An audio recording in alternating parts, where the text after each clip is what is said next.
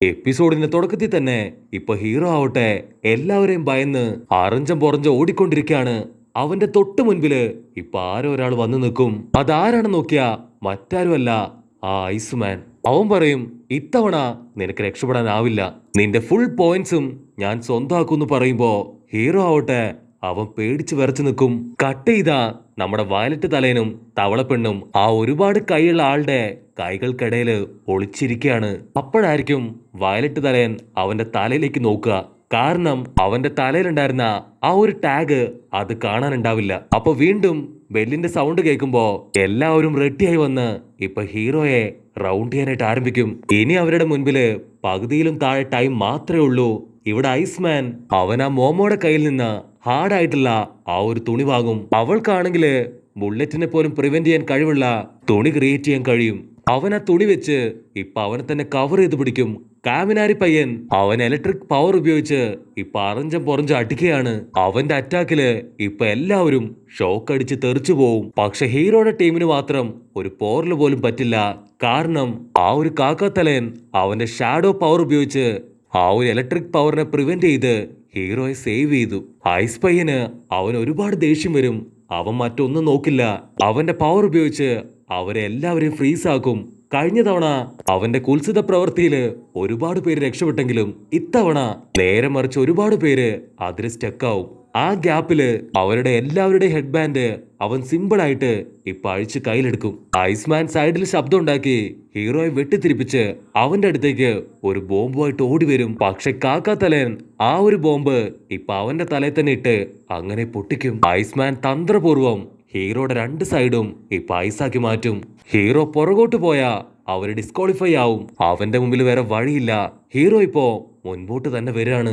Hero ആണെങ്കില് ഒരു കൈ നോക്കാന്നും പറഞ്ഞ് ഇപ്പൊ അവന്റെ അടുത്തേക്ക് വരും.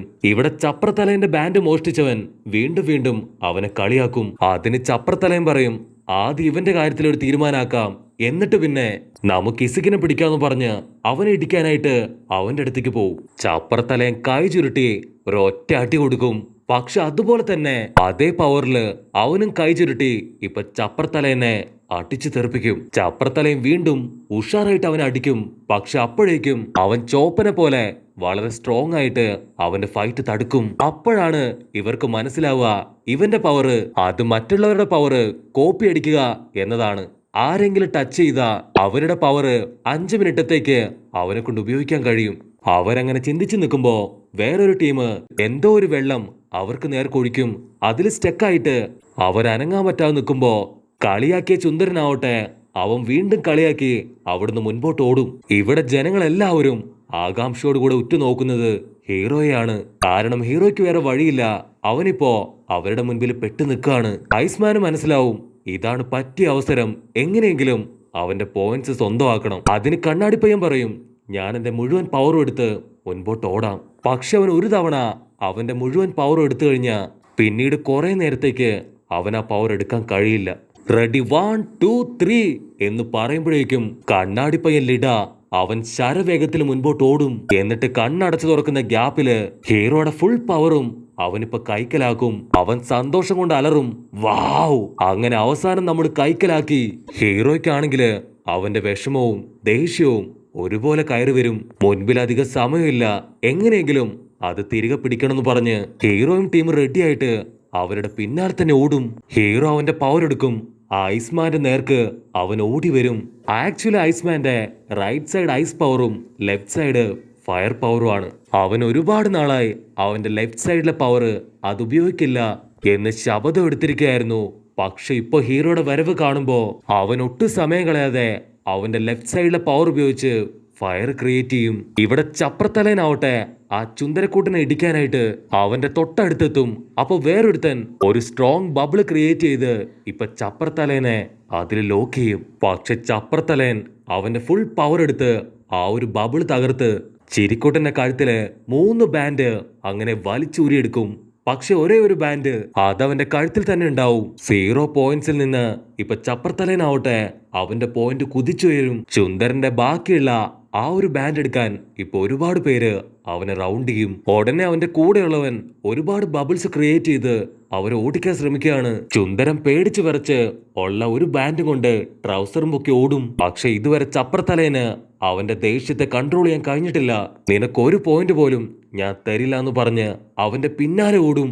ചപ്രത്തലയൻ ചാടി വീണ് അവന്റെ അവസാനത്തെ ബാൻഡും വലിച്ചൂരിയെടുക്കും. അങ്ങനെ ഒരു വിധത്തില് അവൻ ഒരുപാട് കഷ്ടപ്പെട്ട് ഇപ്പൊ സെക്കൻഡ് പൊസിഷനിലെത്തും. ഇനി ഹീറോയുടെ പോയിന്റ്സ്, അതിനുവേണ്ടി അവനിപ്പോ ഹീറോയുടെ നേർക്ക് ഓടും.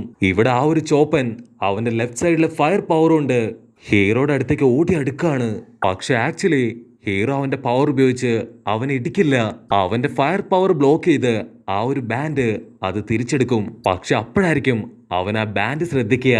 അത് ആക്ച്വലി അവന്റെ ബാൻഡല്ല, മറിച്ച് 10 പോയിന്റിന്റെ ഒരു ലോക്കൽ ബാൻഡാണ്. അത് കണ്ട് കാണികളെല്ലാവരും ഇപ്പൊ കൂവിച്ചിരിക്കാൻ തുടങ്ങും.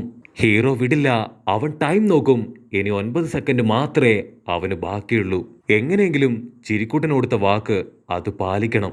അവൻ ഉഷാറായിട്ട് ഓടി അവന് നഷ്ടപ്പെട്ടു പോയ ബാൻഡ് അത് തിരിച്ചെടുക്കാൻ ശ്രമിക്കുകയാണ്. ഇപ്പൊ ഹീറോയുടെ പൊസിഷൻ ആക്ച്വലി 6th പൊസിഷനാണ്. മറ്റൊരു ഭാഗത്ത് ചപ്രത്തലയൻ ഹീറോയുടെ സ്കോർ പോയത് അറിയാതെ ഹീറോയെ പിടിക്കാൻ അവന്റെ നേർക്ക് ചാടും. ഇവിടെ കണ്ണാടിപ്പയ്യനാണെങ്കില് ഇപ്പൊ ആരോഗ്യമില്ല, കയ്യിലാണെങ്കില് ഇപ്പൊ പവറും ഇല്ല. അങ്ങനെ ഒരു 3 പേരും സ്കോറിന് വേണ്ടി ഓടി എടുക്കുമ്പോഴേക്കും അവരുടെ ടൈം കഴിയും. ഹീറോ ആണെങ്കില് കൈ നിലത്തടിച്ച് ഇപ്പൊ പൊട്ടിക്കരയാണ്. അപ്പൊ ഓരോരുത്തരുടെ പൊസിഷൻസ് ആയിട്ട് ഇപ്പൊ പറയാൻ തുടങ്ങും. ഫസ്റ്റ് പൊസിഷൻ ഐസ്മാന്റെ ടീം, സെക്കൻഡ് പൊസിഷൻ ചപ്രത്തലയൻ, തേർഡ് പൊസിഷൻ മറ്റൊരു ടീം. അങ്ങനെ ഓരോരോ ടീമുകളുടെ പേരായിട്ട് ഇപ്പൊ പറഞ്ഞുകൊണ്ടിരിക്കുകയാണ്. ഹീറോയ്ക്കാണെങ്കില് അവനൊന്നും പറയാൻ കഴിയാതെ സോറി മാത്രം പറഞ്ഞ് ഇപ്പൊ തല കുനിച്ചു പിടിക്കും. പക്ഷെ അപ്പോഴായിരിക്കും ഒരു ട്വിസ്റ്റ്. നമ്മുടെ കാക്കത്തലയൻ ഹീറോ ആ ബാൻഡ് എടുക്കുന്ന അതേ സമയത്ത് ബാക്കിയുള്ള ബാൻഡ് അത് കാക്കത്തലയനും അടിച്ചു മാറ്റി വെച്ചിരുന്നു. അങ്ങനെ വീണ്ടും ഹീറോയുടെ ടീം ജയിക്കും. അത് കണ്ട് ചിരിക്കുട്ടനാവട്ടെ അവൻ പൊട്ടിച്ചിരിക്കും. അവിടുന്ന് അങ്ങനെ കട്ട് ചെയ്ത ഈവനിങ് ആവും. ഏകദേശം മത്സരങ്ങളൊക്കെ കഴിഞ്ഞ് നമ്മുടെ ആൾക്കാരെല്ലാവരും ഇപ്പൊ പരസ്പരം സംസാരിക്കുകയാണ്. ഡോറപ്പെണ്ണ് കണ്ണാടിപ്പയ്യനോട് ചോദിക്കും, നീ ഇത്ര ഫാസ്റ്റിൽ ഓടോ? നിന്റെ ഈ ഒരു കഴിവിനെ കുറിച്ച് നീ പറഞ്ഞിട്ടേ ഇല്ലല്ലോ. കട്ട് ചെയ്ത ഹീറോ ആ ടോഡറോക്കി പയ്യനോട് സംസാരിച്ചുകൊണ്ടിരിക്കും. ഐസ്മാൻ ആവട്ടെ അവനവന്റെ പപ്പയോട് സംസാരിച്ച് ദേഷ്യത്തിൽ നിൽക്കുന്നതോട് കൂടെ ഈ ഒരു എപ്പിസോഡും അവസാനിക്കുന്നു. എപ്പിസോഡ് ഇഷ്ടപ്പെടുകയാണെങ്കിൽ തീർച്ചയായിട്ടും ലൈക്ക് ചെയ്യാനും കമന്റ് ചെയ്യാനും ഷെയർ ചെയ്യാനും മറക്കല്ലേ. അടുത്തൊരു അടിപൊളി എപ്പിസോഡുമായിട്ട് കാണുന്നവരെ ഇറ്റ്സ് മീ വിത്ത് ഗോ പൊളി.